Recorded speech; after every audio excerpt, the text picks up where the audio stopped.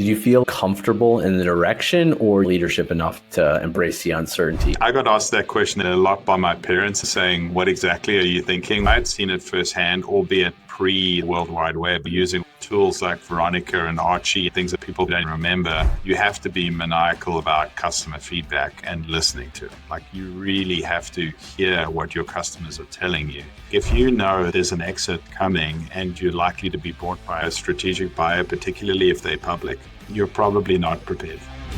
I'm super excited to welcome today's guest, Brandon Spear, to the show.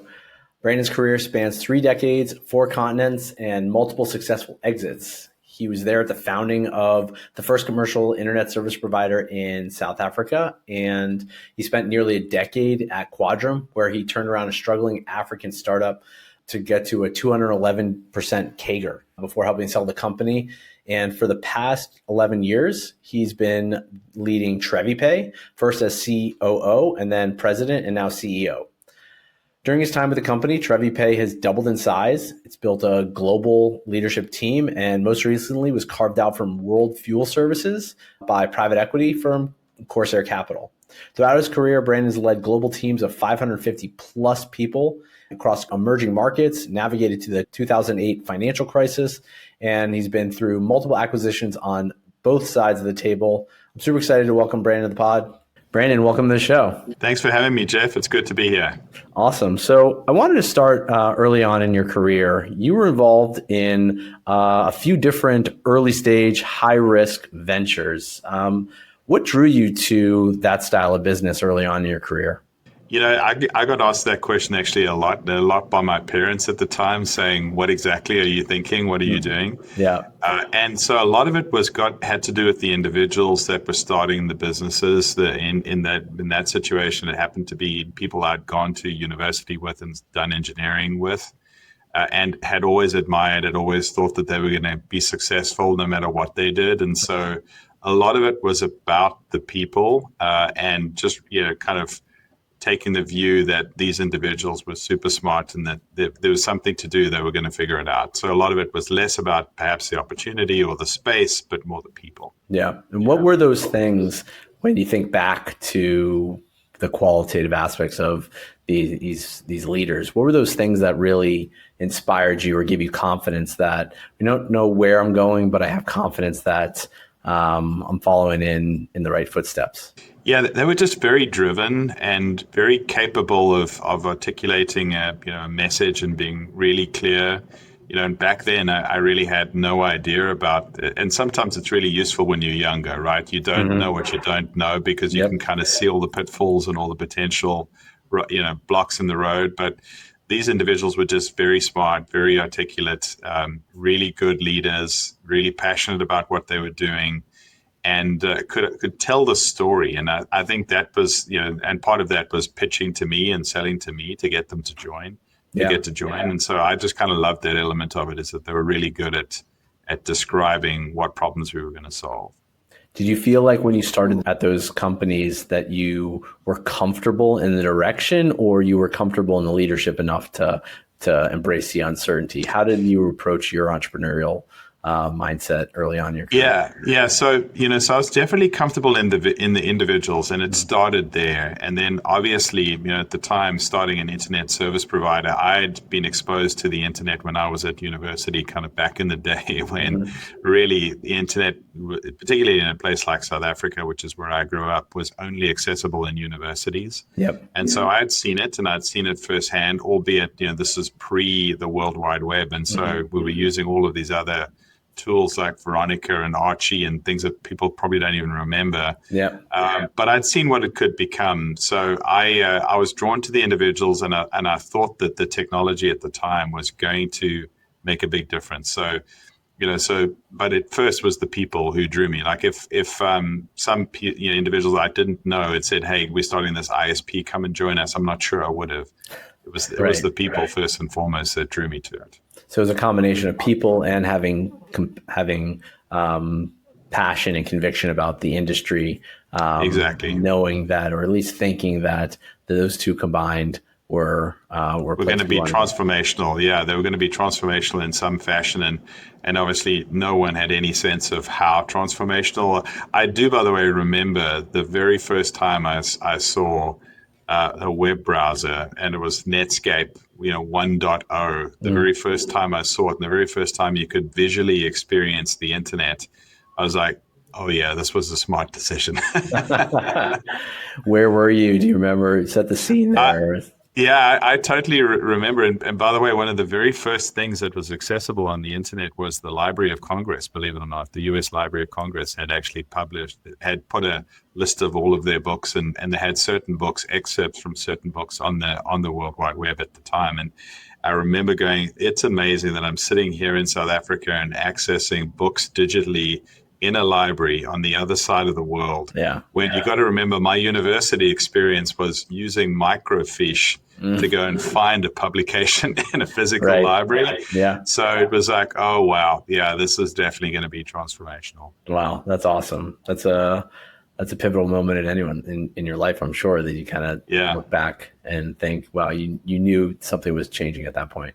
yeah, for sure. And this was like 1992 or 1993, so it was obviously a long time ago, and Yeah. the internet still had a lot of maturing to do, but it was you could see what it could become. Yeah. So we're getting into the next phase of the business where, obviously the internet bubble was, there was a bubble, it burst, the economy around the world changes.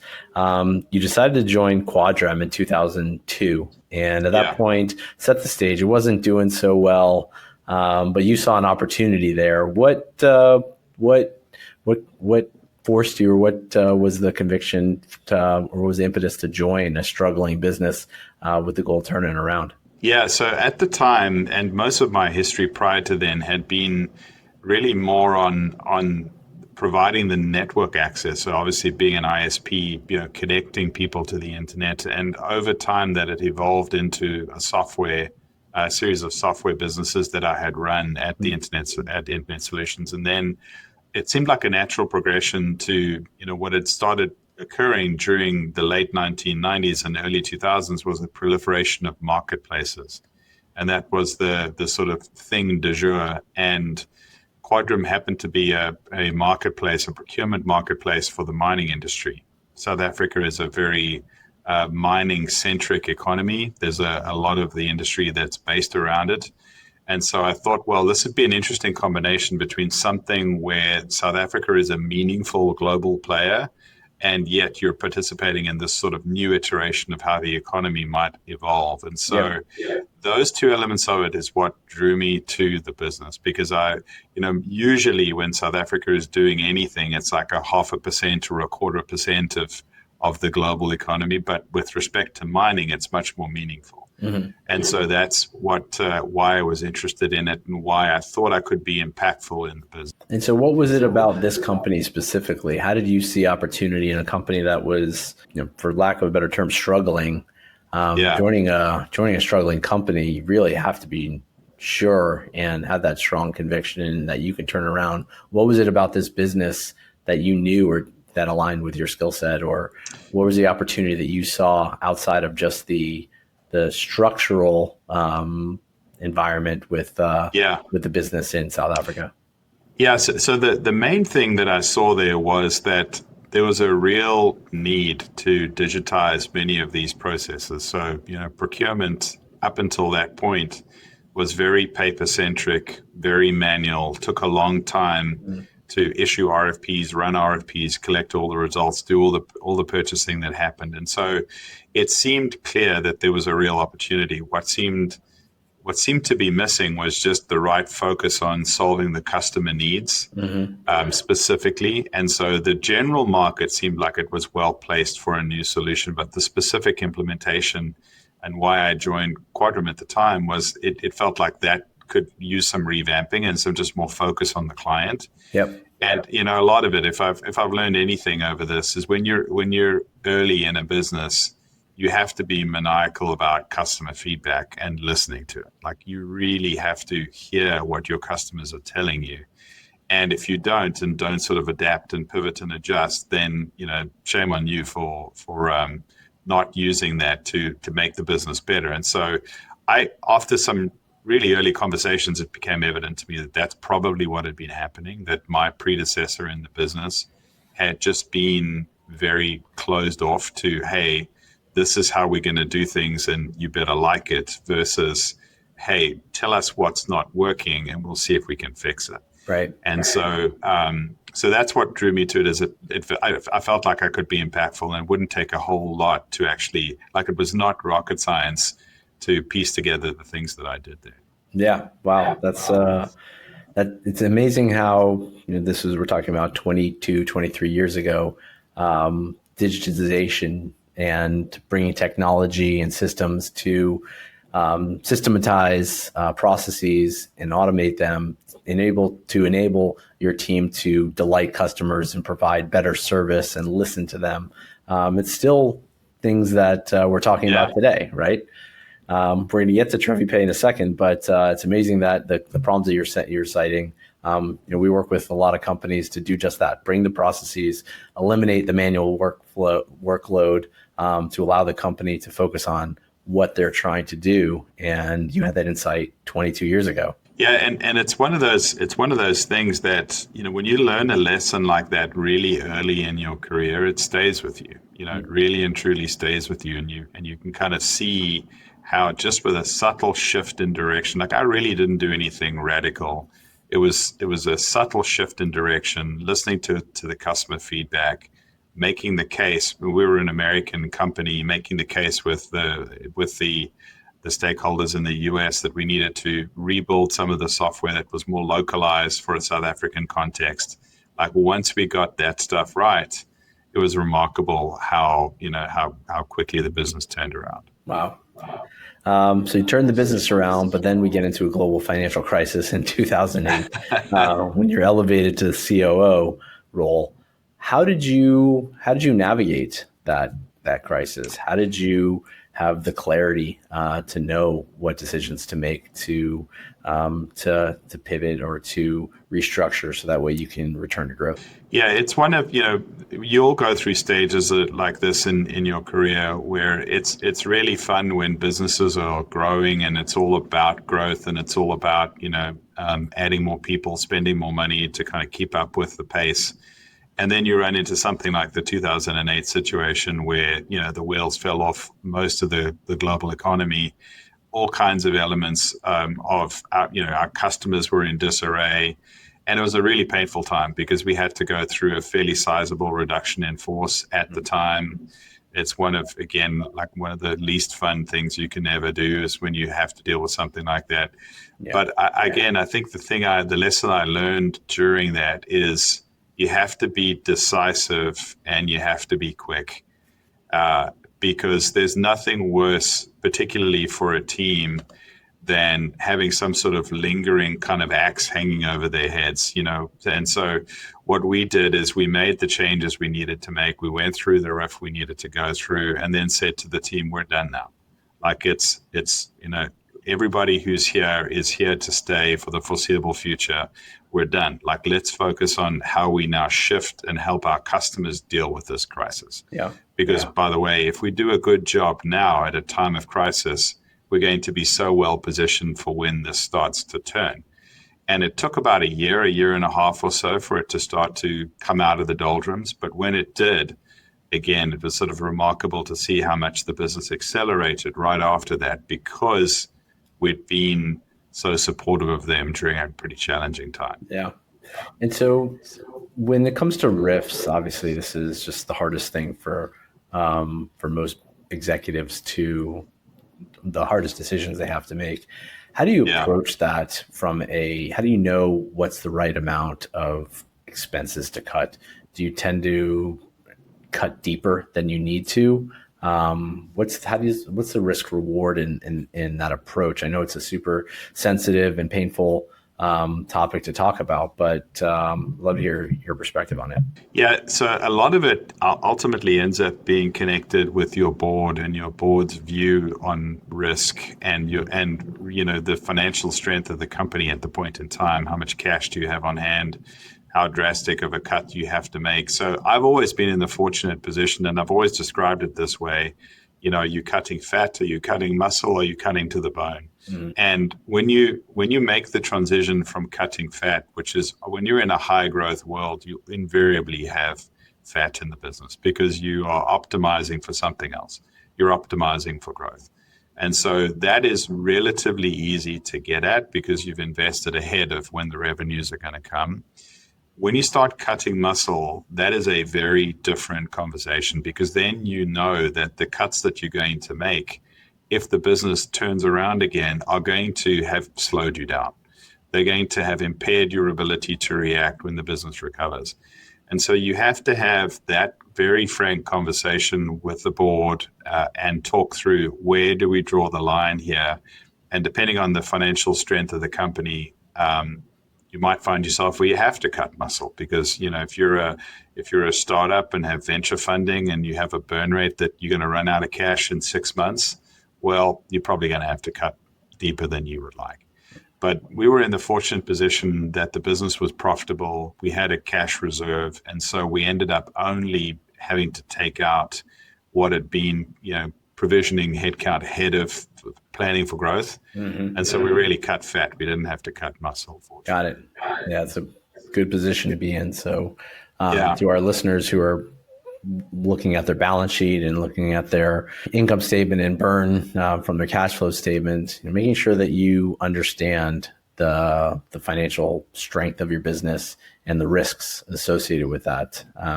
So it seems like you were well positioned to absorb the downturn in preparation for future acceleration, right? Yeah, we fortunately were, and we also, we were fortunate that we were serving an industry that recovered relatively quickly afterwards. So, the mining industry had a pretty big downturn. There was a significant drop off in construction and some of the other things that, fueled the extractive industries, but major industry returned relatively quickly. Yep. And so, our customers got back on track within about a year. Right. And so a couple of years later, you're back on track, you're humming along, and you exit. You sold the company to Ariba in 2011. How do you prepare a company for sale? It was the first time I'd been through that process, kind of really on the inside of being a part of 4 or 5 people that were actively involved in the sale. It was really a challenging process because we were a private business. Ariba was public. And so the standard of what was expected from a diligence point of view was just way above and beyond anything we'd actually anticipated. Everything from, having to prepare contract registers for every client we had onboarded, and we'd built a network. So we'd built a network of buyers and suppliers, and we had about 100,000 participants on the network. And you can imagine, just the level of effort to get 100,000 contracts in a data room so that they could be reviewed. So it was a massive, massive task. I was probably also not prepared for the level of scrutiny that would be required around cyber and even then 2011. This is a long time ago, but even then, just being careful with customer data, PII, and banking information, other information like that, the level of scrutiny that we had to go through was significant. So I think my advice for your listeners is, if you can, you should try to get ahead of that. Like if you know that there's an exit that's coming and you know that you're likely to be bought by a strategic, the level of diligence you're going to go through for a strategic buyer, particularly if they're public, you're probably not prepared for. Yeah, it's going to be significant. And if you're bought by another financial investor or a private equity investor, there'll still be a ton of diligence. Yeah. But it's not going to be as severe as if you're being bought by a public company. Got it. And just taking back to that decision to entertain an exit, what brought you to that point? What had the board thinking, okay, now's the right time to exit? Yeah. It was one of those things where, the company was growing really aggressively and very fast. We were in some ways looking for what the next strategic thing was. Like, how do we take the business to the next level? And Ariba was a perfect partner because we were focused, so how we generally described it is we were focused on blue collar procurement, meaning a lot of the purchasing that happens that supports physical assets. So, maintenance of assets and consumables around physical assets. And we were predominantly based in the Southern Hemisphere. And Ariba did procurement mainly of white collar assets, things that support people, and we're in the Northern Hemisphere. So you kind of look at those two things and you go, well, this seems like an absolutely perfect marriage. We've got geographic synergies, we've got actual spend synergies. And so it was a relatively short list of who what we could potentially do, and they just seemed like the perfect fit. Awesome. And the timing, how did you decide on the timing? It was just the timing. Yeah, the timing was more a function of where Ariba was at. So we weren't necessarily actively looking to sell the company. Yeah. But they had come out of the 2008 financial crisis really strongly. And they were also looking for the next thing. How did they bulk up and create more scale? Nice. And so, it was sort of both businesses finding each other at exactly the right time. Hey, everyone. I want to take a moment to talk about how we at ProSeer are simplifying accounting and finance for entrepreneurs.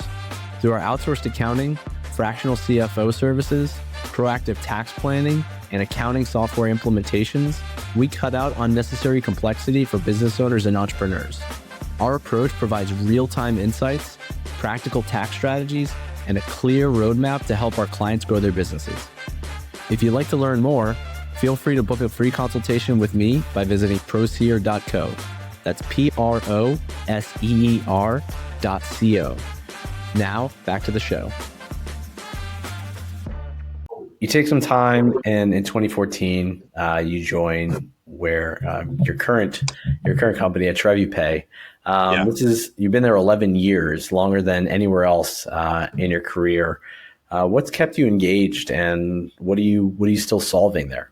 Yeah, so the interesting thing was when I joined the company in 2014, they were a part of a much bigger public business. They'd been acquired in 2012, and I was brought in really as the COO, firstly to learn the business because most of my background is in software, and this is a payments and software business, and so I kind of needed to learn elements of the business before I took over running it. So I was in the COO position for a year, learning the company. And then I took over running it in the summer of 2015. And what I loved about it was, we've gone through these various stages of our evolution where my first objective when I joined the company was to figure out how to get it to grow because it had been private for a long time and it had been really operated as a lifestyle business. And as a consequence, it was sort of growing relatively modestly, slightly more than the inflation rate, but really not growing very fast at all. And so had to get the growth engine going. And then as we did that, we ended up diverging from our parent company. Where we were selling into other markets that didn't necessarily fit who owned us anymore. Is this World Fuel Services? Yeah, correct. So when I joined the business, about more than half of our revenue came from fuel cards. And so World Fuel had bought the business looking to embed fuel cards as part of their offering. As the name probably tells you, they were a fuel logistics and distribution business. And that element of the business was really hard to grow because we had major competitors. We had WEX and FleetCor, now Corpay, major competitors in that space. And so it was very difficult to grow the fuel card business. So I ended up directing the business more towards manufacturing and retail and some of the other industries that we're in today. And as a consequence, we just diverged away from our parent because we were selling more into those industries. The fuel card business wasn't really growing. And so that resulted in the next phase of the business, which is we got carved out by private equity in 2019 during the next fund crisis that we all had to go through in 2020 with the pandemic. So that process started in 2019 and concluded in 2020. And that's kind of what's kept me engaged is, the first piece was figuring out how to grow. The second piece being private equity owned is like, how do you scale this? Like, how do you turn this into a really big business? And those sort of various phases are always different and challenging and really entertaining. Wow. And so, a lot of our listeners are founder-based companies that have exits out in the distance on their mind.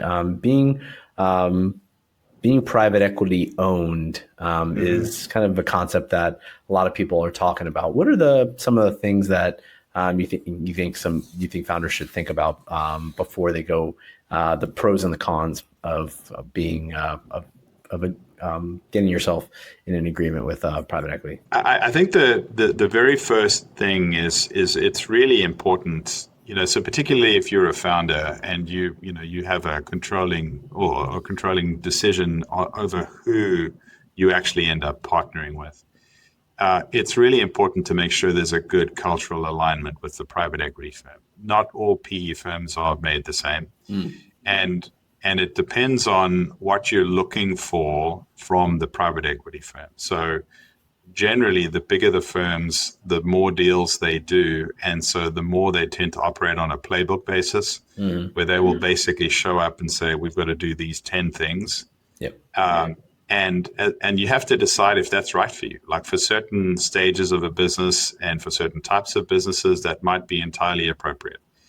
For a business like ours, which was a relatively complex business, that was not the right fit. Like we needed somebody that would be more customized in their approach on how they dealt with us. And so we ended up with a smaller firm that does fewer deals, that generally does more complex deals. And as a consequence, we're better geared towards where we were in our evolution as a company. Right. So I think like figuring that piece out is super important because if you've been the boss and you've been running the show and you go sell 50% of the company to someone, you need to know that you can work with them. Right. You need to know that they are going to support you in the right way. Yep, that makes sense.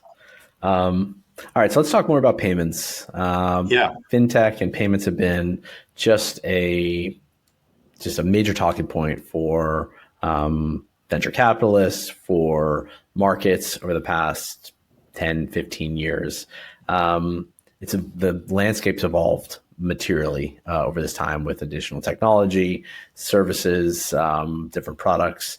What are the biggest shifts you're seeing right now in the landscape, and how are you approaching it for TreviPay? So the interesting thing is, and you touched on this a little while ago, is that the portion of the market that we serve, which is helping suppliers offer trade credit to their clients to trade receivables for B2B, is remarkably undigital still.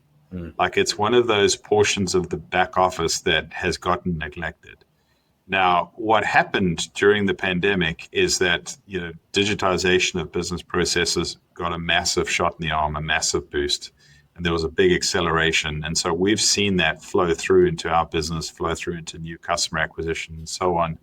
But that digitization trend is still massive, and it's enormous. And B2B is still really behind where consumer is in terms of how much of these things, are done online or done digitally.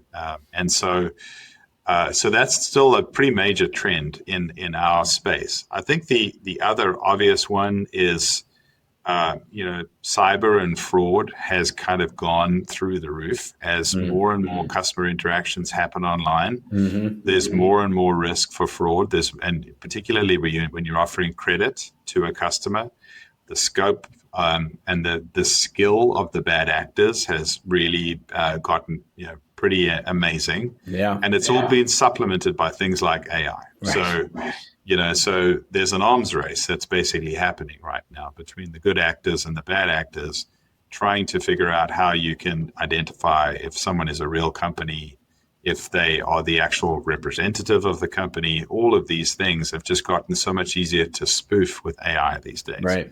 So AI is obviously a massive trend. There's all the new different payment modalities like stable coins, which I think are going to pretty materially change international money flows and the speed of international money flows. And so all of our clients are dealing with these challenges. How do I digitize these processes? I'm acquiring more customers online. How do I prevent and avoid fraud? How do I not miss out on this AI boom? How do I what's my strategy for international payments? So there's lots and lots of stuff that our customers are dealing with. And it doesn't look like the pace is going to slow down. I mean, it looks like things are accelerating. Yeah. So those are all great points. And so being the leader of a payments company that needs to make sure that you can provide the funding in the way that your clients need it and to support the payback in the manner that supports your balance sheet. How are you approaching doing your diligence on stable coins, on different determining if the borrower is actually a person or if it's a positive value, if they're going to be paying back? How are you approaching this this new world we're living in? Yeah, so the main thing for us is that you have to, much like you would do with any product organization, you have to have a lot of parallel experiments happening at the same time. You have to learn from them, and you have to fail fast if you're going to fail. And so there's nothing really, again, that's that radically different about a product approach. Is you're trying to evaluate where you should place your bets, and the best way to do that is run a bunch of parallel experiments and then decide based on feedback that you see, based upon what you hear from the market, and so on. But in broad terms, I would categorize us as leaning aggressively into AI. It's something that any business, I think all businesses are going to be transformed in some shape or fashion. And businesses that are about digitizing processes need to be more aggressive than anyone else, in my opinion, in terms of leaning into AI. Because if you don't, then somebody is going to eat your lunch. That's just what's going to happen. And so we have been, on the AI bandwagon for over a year and a half or so. We've built, and let me back up 1 second. The one thing that I think everyone should consider is, in the world of AI, what becomes your moat? What becomes the thing that differentiates you from somebody else that can just deploy an agent and have it trained using the same LLMs as everyone else is using? And I think the conclusion we've come to is that there's two things in our world that are really relevant. The first is we've hooked up a network of hundreds of thousands of participants.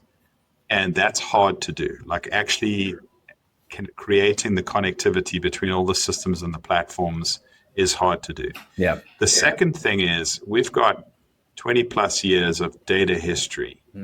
And so if you think about what is valuable in an AI-centric world, your data and your ability to train your agents on things that you've seen, so effectively being able to back test, your data becomes the most valuable thing because no one else has it.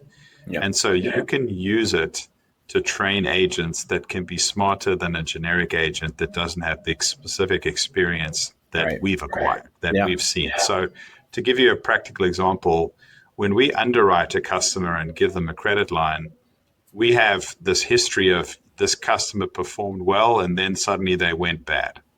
And so what were the conditions under which what should we have been watching for? What were the early warning signs that we should have picked up on?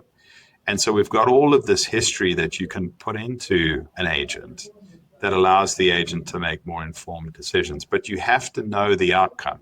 It's not useful to just know the input data. You have to know what the result was. And for that, you need a history. Right. That's a great point.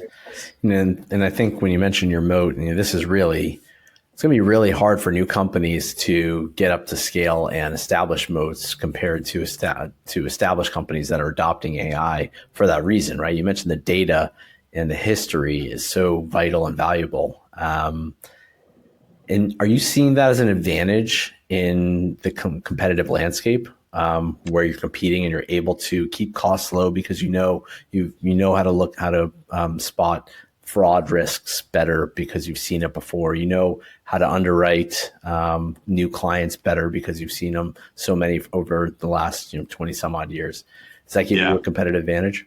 It definitely does. So I would also, if I take one step back, I'd say that building scale in B2B is really hard because it takes longer.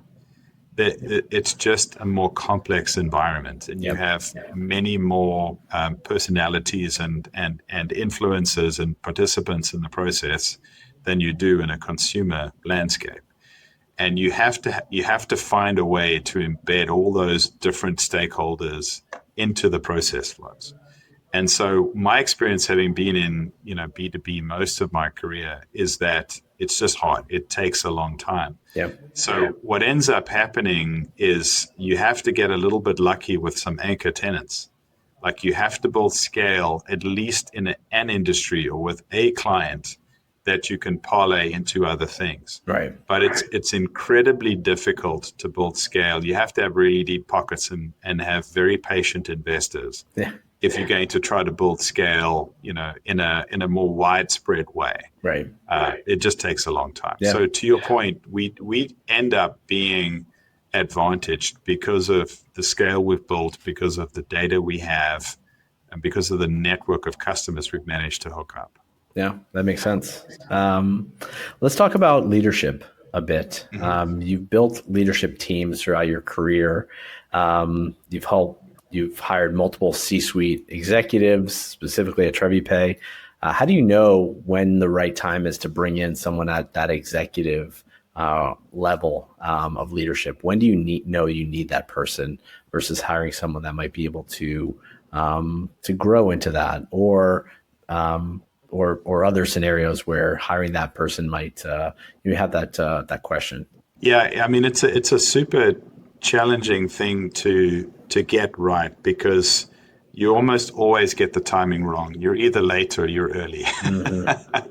you almost never get it exactly right. And one of the things that I try to do is that at the beginning of every year, and I sort of tend to do this over the holiday period in December, at the beginning of every year, I really want to set a theme for what the year is all about. Yep. And what is it that are the most important priorities for the year? That has helped me in the past figuring out whether the timing is right for new executives. Yeah. Because as part of that process, like if you identify, for example, you know what, we really have to double down on keeping pace with feedback from the market on features for our product. And if you don't have a CPO, or you maybe have a CPO and a CTO combined in a single role, like that might be the right time to say, okay, well, if I'm making that a priority, how is it going to become a priority unless I actually dedicate high level thinking, brain power to work on this? Yeah. And the other phrase that, I was given this advice a long time ago in my career, but I think it's invaluable, is when you hire high-level people, you need to recognize that they're not necessarily going to be working in the business. You want them working on the business. Yep. You want them thinking about how you make the business better, not like in the weeds, up to their eyeballs, Right. doing the day-to-day. Yep. And at some point, you have to make that transition with your leaders. And either the individuals who you started the company with have grown and are capable of that, or you have to make the tough choice of recognizing, well, you know what, this person actually isn't going to be capable of making that transition. I'm going to have to go outside. Yeah. But it's hard to get it right. Like there's so many variables in there. But I found that annual process of what's the theme for the year. Yeah. If you do that, it'll help guide you as to, okay, if I really am prioritizing this, I probably need to put talent behind it.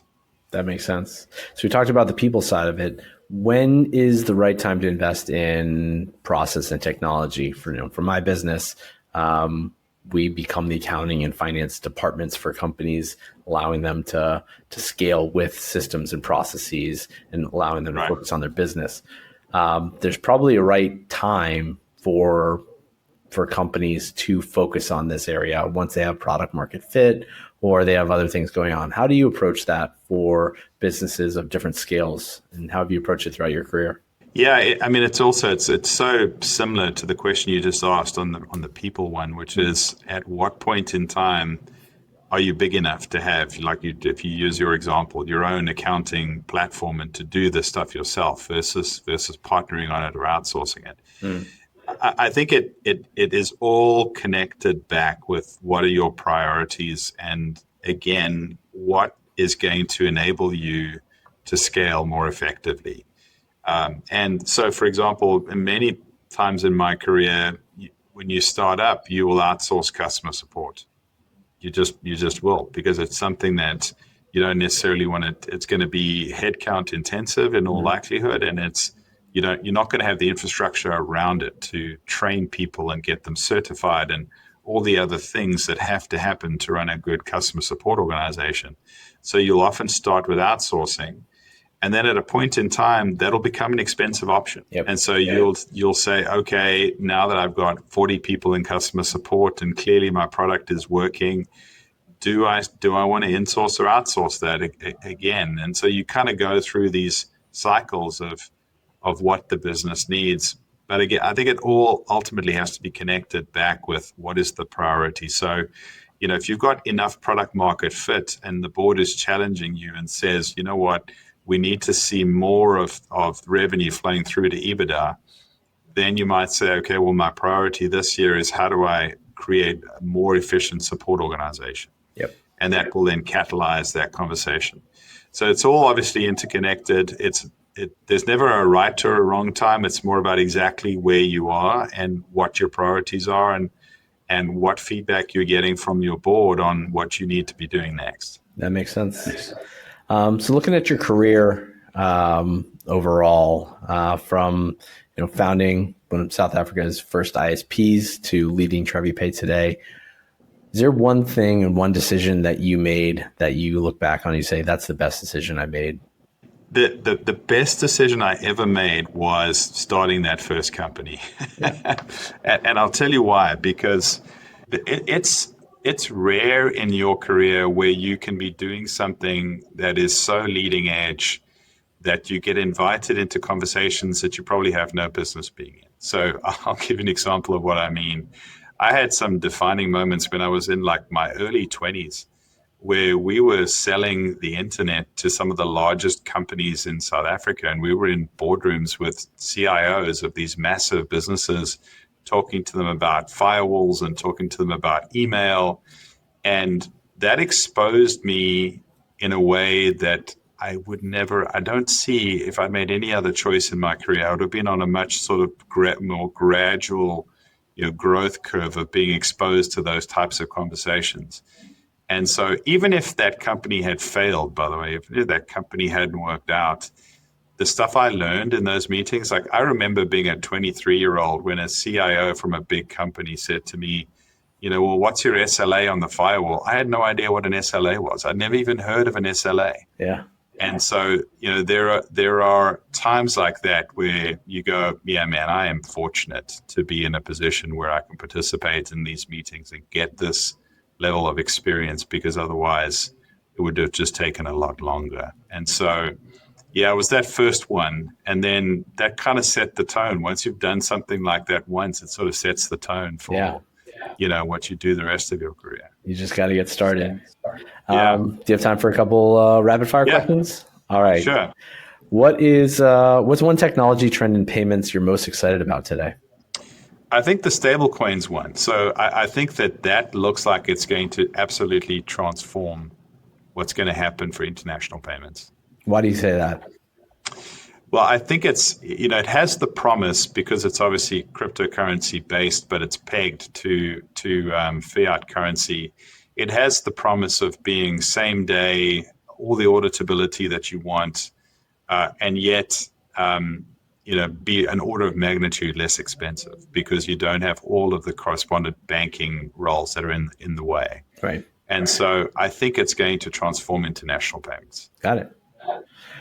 What's one book or resource you find yourself recommending to founders the most? So one of the books that I love the most is called The Innovator's Dilemma. It's a really interesting book around, even if you're top of the mountain and have built the best product, if you don't continue to innovate, like if I think about what's happening right now with AI, like we're in a really great spot as a company right now, but if we don't lean into and embrace AI, we may not be in 5 years' time. Yep. And it's the one downside of being in a tech business is that the base operating platform for technology evolves, and you have to too. And if you don't, you're likely to be supplanted by someone else. So I love that book because it's old now, by the way. So there's stories in there of people who were leading the charge on the original disk manufacturing processes. So it's an old book, but I think there's a lot of truths in there still. Awesome. And lastly, what's the most undervalued leadership skill in scaling a company? I think the most undervalued leadership skill is how to build trust with your team. And it's one of those things that it's a combination of empathy. It's a combination of walking the talk. It's a combination of a variety of things. But I honestly think that for leadership teams, executive teams to function well, there have to be high levels of trust amongst the team. And as a leader or as a CEO or a founder, you can set the tone on that. You can set the tone on what you value there, and that then makes its way into hiring decisions, makes its way into how you conduct meetings, makes its way into how you hold each other accountable. But I think trust is foundational for a leadership team. That's great. Brandon, where can people find you if they want to learn more about you or TreviPay? So I'm on LinkedIn. So Brandon Spear on LinkedIn. You should be able to find me on LinkedIn. And then obviously on TreviPay, www.trevipay.com. My emails and other information is all on the website there. So if anyone wants to reach out or connect, please feel free to do so. Awesome. Brandon, thank you so much for your time today. I appreciate it. It was a real pleasure. It was good chatting with you. Thanks for tuning in to 5 to 50. If you found today's episode helpful, be sure to subscribe, leave a review, and share with other business owners looking to grow. Do you have a question or a topic you'd like us to cover?